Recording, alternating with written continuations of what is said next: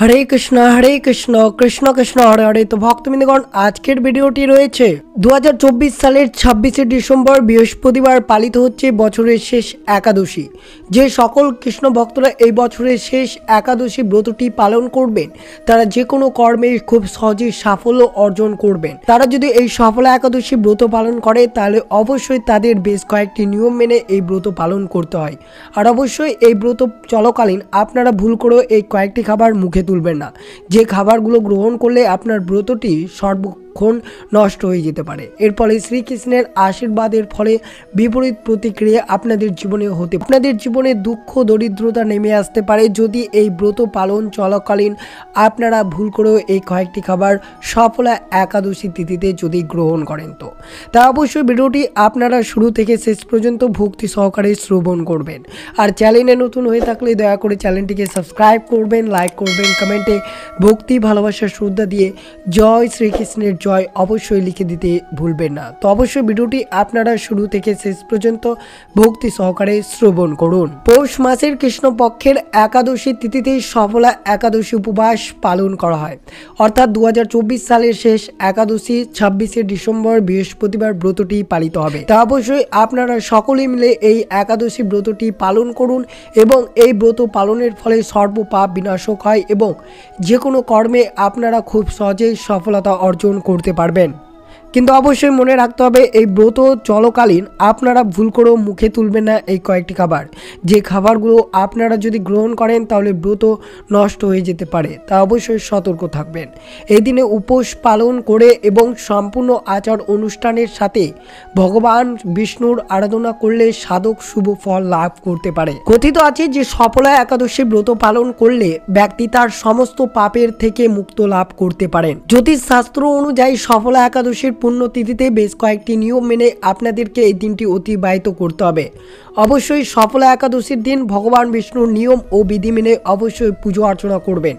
এই দিনে অধিকাংশ সময়টা ভগবান বিষ্ণুর ভজন এবং কীর্তনের মধ্যে আপনার সময় নষ্ট করতে হবে। সফলা একাদশীর দিন অবশ্যই আপনারা বস্ত্র বা অর্থ দান করতে পারেন, কিন্তু মনে রাখতে হবে এই দিনে আপনারা কোনো রকমের পঞ্চরবি শস্য খাদ্য দান করবেন না। যেহেতু একাদশীতে পঞ্চরবি শস্য খাদ্য গ্রহণ করা নিষিদ্ধ রয়েছে, তাই অবশ্যই যদি আপনারা ব্রত পালন করে এই একাদশী তিথিতে যদি খাদ্য দান করেন তা অত্যন্ত আপনার জন্য অশুভ হতে পারে। এর পরিবর্তে আপনারা হলুদ ফল বা কোনো ধরনের ফল মূল আপনারা দান করতে পারেন। এই দিন ভগবান বিষ্ণুর পুজোয় তুলসী গাছের দল অবশ্যই নিবেদন করবেন, তবে আগে থেকেই তুলসী পাতা এই দিন তুলে রাখতে হবে, অর্থাৎ একাদশীর আগের দিন অর্থাৎ বুধবারে আপনাদের তুলসী পাতা অর্পণ করবেন। মনে রাখবেন একাদশীর দিন তুলসী পাতা আপনারা কিছুতে অর্পণ করবেন না। সফলা একাদশীর তাৎপর্য ব্রাহ্মণ্ড পুরাণে বিশদভাবে বর্ণিত আছে। তদনুসারে এই দিন উপবাস পালনকারী ভক্তরা দুর্ভাগ্যকে সৌভাগ্যে রূপান্তরিত করতে পারে এবং জীবনের যত কষ্ট আছে সব কিছু নিমেষেই নারায়ণের আশীর্বাদে আপনার কষ্ট দূরীভূত হয়ে যাবে। এই উপবাস আচারটি ইচ্ছা এবং স্বপ্নকে বাস্তবে পরিণত করার ক্ষমতা রাখে। সম্পদ, স্নেহ, সম্মান এবং স্বাস্থ্য সহ যা হারিয়ে গেছে তা আবার পুনরুদ্ধার হবে আপনার জীবনে যদি আপনারা এই সফলা একাদশী ব্রত পালন আপনারা সঠিক নিয়মে ভক্তি ভরে যদি করতে পারেন। আর অবশ্যই মনে রাখবেন এই সফলা একাদশী তিথিতে ভুল করেও এই কয়েকটি খাবার আপনারা গ্রহণ করবেন না, যে খাবার আপনাদের সাথে অবশ্যই তুলে ধরবো, কিন্তু অবশ্যই ভিডিওটি সম্পূর্ণ মনোযোগভাবে শ্রবণ করুন। সফলা একাদশী ব্রত পালন করা অত্যন্ত গুরুত্বপূর্ণ।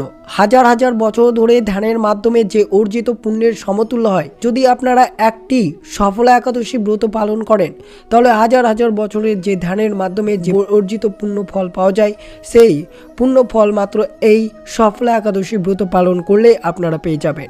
এছাড়াও ভগবান বিষ্ণুকে খুশি করার একটি অত্যন্ত কার্যকর বিকল্প, যা সফলা একাদশীর দিন আপনারা ভক্তি ভালোবাসা শ্রদ্ধা দিয়ে এই পুজো অর্চনা করতে পারেন। তো আপনাদের জন্য খুবই একটি গুরুত্বপূর্ণ দিন এই সফলা একাদশীর দিন। অবশ্যই ভক্তি ভরে শ্রী বিষ্ণুর পুজো অর্চনা অবশ্যই করবেন। কিভাবে করবেন তা অবশ্যই শ্রবণ করুন। মনে রাখবেন 26শে ডিসেম্বর বৃহস্পতিবার বছরের শেষ সফলা একাদশী হতে চলেছে, তাই অবশ্যই 2024-এর পর 2025 আগমন হচ্ছে, তাই অবশ্যই এই দিনটিতে আপনারা সফলা একাদশী ব্রত পালন করুন এবং অবশ্যই সঠিক নিয়ম মেনে ব্রত পুজো বিধি পালন করুন। অবশ্যই 26শে ডিসেম্বর বৃহস্পতিবার আপনাকে খুব ভোরে ঘুম থেকে উঠে স্নান করে উপবাস ব্রতের সংকল্প নেবেন, তারপরে পুজো শুরু করবেন। কিভাবে পুজো করবেন তা অবশ্যই শ্রবণ করবেন। মনে রাখবেন এই দিনে পুজো ষোড়শ প্রচার পদ্ধতিতে করা হয়। পুজোয় ভগবান বিষ্ণুর উদ্দেশ্যে আপনাকে অবশ্যই ধূপ, প্রদীপ, চন্দন, ফল, ফুল, ভোগ ইত্যাদি অর্পিত করতে হবে। তার আগে অবশ্যই জানবেন এই দিনে যদি আপনারা পবিত্র নদী বা পবিত্র জলে স্নান করতে পারেন তা অত্যন্ত শুভ হতে পারে আপনাদের জন্য। কিভাবে স্নান করবেন, অবশ্যই আপনারা এক বালতি জলে সামান্যটুকু গঙ্গা জল নিয়ে সেই জলে অবশ্যই 3টি তুলসী পাতা এবং তার সাথে হলুদ মিশিয়ে আপনারা স্নান করতে পারেন। এটি আপনাদের জন্য খুবই শুভ ফলদায়ক হতে পারে। আর অবশ্যই মনে রাখবেন একাদশীর দিন কিছুতে আপনারা তুলসী পাতা অর্পণ করবেন না। এই দিন তুলসী পাতা ছেঁড়া খুবই অশুভ হতে পারে আপনাদের জন্য। আর এই দিন অবশ্যই বিষ্ণুকে যদি ক্ষীর নিবেদন করতে পারেন তা অত্যন্ত শুভ হতে পারে, কিন্তু অবশ্যই বিষ্ণুর ক্ষীরে অবশ্যই তুলসী পাতা নিবেদন করবেন, নইলে আপনার পুজো অসম্পূর্ণ রয়ে যাবে। এবং পুজোর পর অবশ্যই সফলা একাদশীর ব্রত কথা পড়ুন বা শুনুন বা অন্যদেরকে আপনারা শোনান এবং শেষে ভগবান বিষ্ণুর আরতি করুন। এবং অবশ্যই শেষে আপনারা 108 বার এই ভগবান বিষ্ণুর মহামন্ত্রটি আপনারা জপ করতে পারেন। ওম নমো ভগবতে বাসুদেবায় নমঃ। এই মন্ত্রটি অনেকটাই শক্তিশালী, তাই অবশ্যই যতটা পারবেন এই সফলা একাদশী ব্রত পালন করে আপনারা এই মন্ত্রটি অবশ্যই জপ করবেন। এই সফলা একাদশী ব্রত পালন করে রাত্রি জাগরণ করা শুভ বলেই মনে করা হয়। আপনি এই দিনে নির্জল উপবাস করুন এবং পরের দিন অর্থাৎ দ্বাদশীর উপবাস ভাঙার আগে পুজো অর্চনা করুন। অবশ্যই আপনারা এই নিয়মে পুজো অর্চনা করবেন, দেখবেন আপনার সমস্ত পাপ ধ্বংস হবে এবং সুখ সমৃদ্ধি ভরে আসবে আপনার পরিবার এবং আপনার উপর। আর অবশ্যই আপনারা সফলা একাদশী ব্রত পালন করে বেশ কয়েকটি খাবার অবশ্যই ভুল করে মুখে তুলবেন না এই দিনে। যে খাবারগুলো একবারে মোটেও গ্রহণ করা উচিত নয় এই সফলা একাদশী তিথি চলকালীন। এই সফলা একাদশীতে যে খাবারগুলো আপনারা প্রথমে গ্রহণ করবেন না তা হচ্ছে একাদশীতে 5 রকম অর্থাৎ 5 রকমের রবি শস্য আপনারা কিছুতেই গ্রহণ করবেন না। প্রথমে যে রবি শস্য রয়েছে ধান জাতীয় সকল প্রকার খাদ্য। ধান থেকে আমরা যে খাবারগুলো পাই সুজি, খিচুড়ি, চালের পিঠা, খই, চাল, মুড়ি, পায়েস, এইসব জিনিস আপনারা গ্রহণ করতে পাবো না। অর্থাৎ অবশ্যই মনে রাখবেন এই সব জিনিস আপনারা কিছুতেই গ্রহণ করবেন না এই একাদশী চলকালীন। গম জাতীয় সকল প্রকার খাদ্য অর্থাৎ আটা, ময়দা, সুজি, সকল প্রকার বিস্কুট, হরলিক্স ইত্যাদি খাওয়া নিষিদ্ধ রয়েছে। জব, ভুট্টা জাতীয় সকল প্রকার খাদ্য যেমন ছাতু, খই, রুটি ইত্যাদি আপনারা গ্রহণ করবেন না। 4 নম্বর রয়েছে ডাল জাতীয় সকল প্রকার খাদ্য। মুসুরি, মশকলাই, খেসারি, ছোলা, বরবটি, মটরশুঁটি, ছিম, বিউরি এবং মুগ এইসব জিনিস আপনারা ভুল করেও খাবেন। এবং 5 প্রকার যে রবি শস্য রয়েছে তা হচ্ছে সরষা বা সরষা থেকে তৈরি হয় যে তেল, সোয়াবিন তেল, তিল তেল ইত্যাদি খাওয়া একবারে নিষিদ্ধ রয়েছে।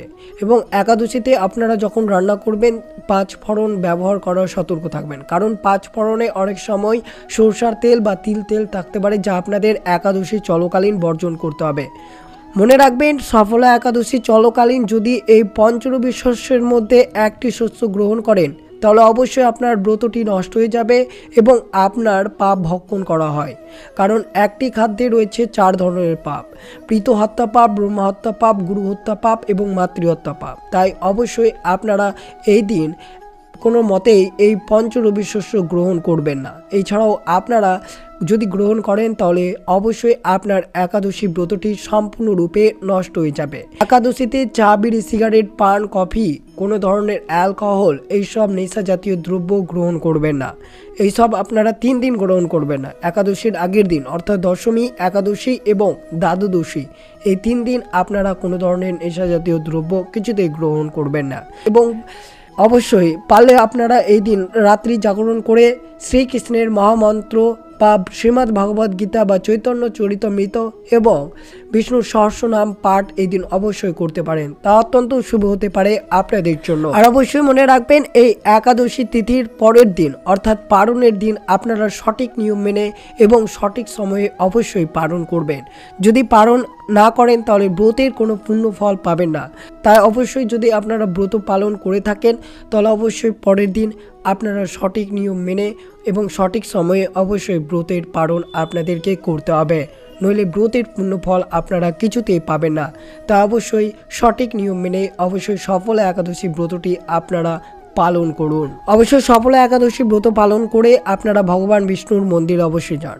যদি আপনার আশেপাশে ভগবান বিষ্ণু বা তার কোনো অবতারের মন্দির থাকে তাহলে অবশ্যই সেখানে আপনারা পরিদর্শন করুন, কারণ এই একাদশীর উদযাপনের দিন আপনারা অবশ্যই পবিত্র জায়গায় পবিত্র দিনে অবশ্যই আপনারা শ্রী ভগবান বিষ্ণুর মন্দিরে অবশ্যই গিয়ে আপনারা পুজো অর্চনা শ্রবণ করুন বা পুজো অর্চনা দর্শন করুন বা ভগবদ গীতা শ্রবণ করুন। অবশ্যই এটি আপনার জন্য অত্যন্ত শুভ একটি দিন। তো অবশ্যই আপনারা এই সফলা একাদশী ব্রত পালন করে অবশ্যই হরে কৃষ্ণের মহামন্ত্র জপ করুন। মন্ত্রটি হচ্ছে, অবশ্যই আপনারা আমার সাথে অবশ্যই মন্ত্রটি জপ করতে পারেন। হরে কৃষ্ণ কৃষ্ণ কৃষ্ণ হরে হরে, হরে রাম রাম রাম হরে হরে। এই মন্ত্রটি জপ করার আমাদের হৃদয়কে শুদ্ধ করে, আমাদের জীবনের সমস্ত দুর্দশা থেকে মুক্ত দেয় এবং শেষ পর্যন্ত আমাদের আধ্যাত্মিক পরিপূর্ণতা অর্জনের সহায়তা করে। এছাড়াও অনেক ভক্ত প্রশ্ন করেছেন একাদশীতে কি কি সবজি খাওয়া যায় না, অবশ্যই তা শ্রবণ করবেন। প্রথমে আপনাদের বললাম পঞ্চশস্য কিছুতেই খাবেন না। তার মধ্যে যে যে সবজি আপনারা গ্রহণ করবেন না তা হচ্ছে পুঁই শাক, বরবটি, বেগুন অর্থাৎ তামসিক খাবার বা ভারী খাবার ধর্মীয়ভাবে নিষিদ্ধ রয়েছে। আর অবশ্যই শ্রবণ করলেন পঞ্চরবি শস্যের মধ্যে যেসব খাবারগুলো পড়ে সেসব খাবারগুলো এই সফলা একাদশীর দিন মোটেও গ্রহণ করা যাবে না।